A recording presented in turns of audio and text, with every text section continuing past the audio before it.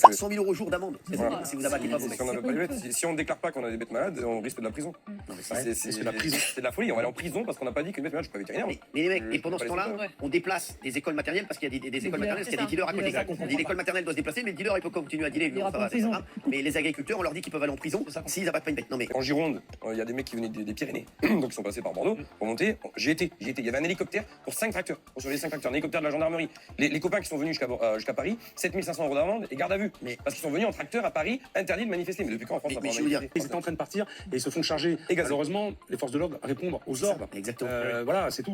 Mais croyez-moi, il y en a beaucoup qui rentrent chez eux le soir. Je parlais avec beaucoup de gens qui m'ont dit, Oui. je peux te dire là ce qu'on fait là, on n'a pas envie de le faire. Oui, mais le problème, Et- c'est que nous, en face, on est pieds et poings liés, on a des choses à perdre. Je vous invite franchement à regarder toute la séquence de TBT9 avec Philippe Etchebest et l'agriculteur, parce que c'est juste un scandale. Je rigolais de l'idiotie de nos dirigeants. Notre gouvernement est dirigé par des putains de clowns. Et là, j'ai mis juste les extraits qui concernent la relation avec la police, parce que c'est ce qu'on voit tout le temps. À petite échelle, c'est quand on voit les flics qui font les cow-boys face aux citoyens lambda qui est très gentil, qui vraiment est dans les cases. Hein, ils bombent le torse, ils sont contents de montrer que c'est des flics. Mais par contre, dès que c'est des racailles, que c'est dans des cités, là, il n'y a plus personne. Et en fait, c'est ça qui est insupportable. Je ne suis pas une gauchiasse qui veut niquer la police, qui veut interdire qu'ils soient armés, qui veut ci, qui veut ça. Moi, justement, je veux une police très forte, très brave, très courageuse, mais justement, une police qui soit impartiale et qui arrête de faire les cow-boys face aux citoyens lambda qui sont gentils, entre guillemets, et qui se bougent un peu plus le cul à aller dans les endroits où c'est la merde. Parce que là, quand tu vois dans l'extrait qu'ils sont là à dégager un hélicoptère pour des tracteurs,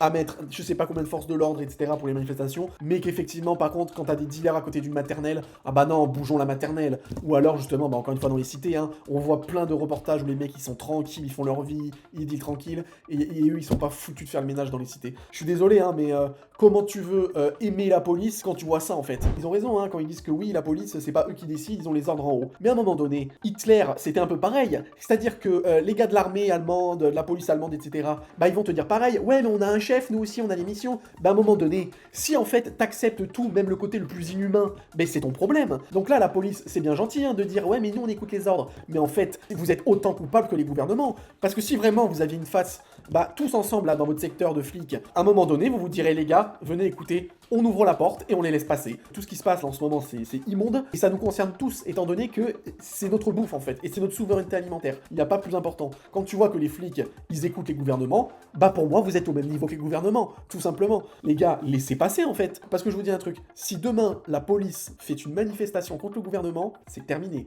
Le régime, c'est ciao. Et honnêtement, je crois qu'il faut que ça. Parce que si vraiment on veut que les choses bougent et que les choses changent, ça sera avec ou contre la police. Si c'est avec, le régime va tomber très rapidement, et si c'est contre, si on veut effectivement que les choses changent, ça sera forcément par le sang.